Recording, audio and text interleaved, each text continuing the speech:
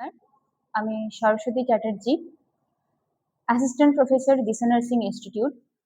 আমার কাছে একটা কোশ্চেন এসেছে কি বিএসসি নার্সিং না জিএনএম কোনটা স্টুডেন্টের জন্য ভালো। কথাই বলতে গেলে বিএসসি নার্সিং আর জিএনএম দুটোই নিজেদের দিক থেকে ভালো।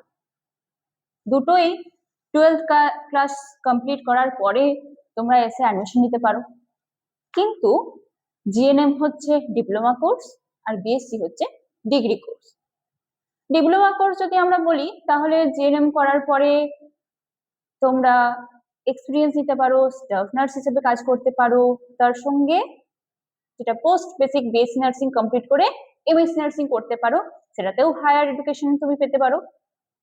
আর বিএসসি যেটা ডিগ্রি কোর্স সেটা 4 বছরের, সেটাতে 8টা সেমিস্টার আছে, সেটাতে তুমি 1 বছর after completion of BSc nursing তুমি 1 বছরের যেই এক্সপিরিয়েন্স নেবে, কোনো রকম টিচিং সেক্টরেও হতে পারে, একাডেমিক ওয়েতেও হতে পারে, বা ক্লিনিক্যাল সেক্টরেও হতে পারে, অ্যাজ এ স্টাফ নার্স হিসেবেও তোমরা জয়েন করতে পারো।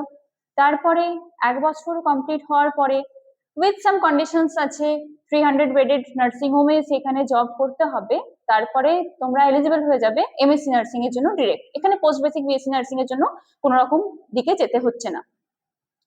আর যদি তুমি বলতে চাও তার থেকেও হায়ার এডুকেশন, যে কোনো রকমেই যে কোনো দিক থেকেই পিএইচডি তারপরে তোমরা করতে পারো। করার কোনো শিক্ষার কোনো সীমা নেই এবং সেটার কোনো একটা জায়গাতে স্টপ হয়ে যাওয়া নেই। তোমরা যেটাই চাইছো, যেই কোর্সে ভর্তি হতে চাইছো সেখানেই তোমরা আসতে পারো, এবং তার জন্য আমাদের এই দিশা নার্সিং ইনস্টিটিউটে অবশ্যই যোগাযোগ করতে পারো। তোমাদের যদি কোনো রকম ভাবে কোনো হেল্প চাই বা কোনো ইনফরমেশন চাই, তোমরা কমেন্টে গাইড লিখতে পারো, তাহলেই তোমরা বিভিন্ন রকমের ইনফরমেশন পেয়ে যাবে আমাদের কলেজ সম্বন্ধে, কোর্স সম্বন্ধে, এবং তোমরা যাতে আরো ভালোভাবে নিজেকে উন্নত করতে পারো সেই সম্বন্ধে নিজেকে আরো ইনফর্ম হতে পারবে। নমস্কার।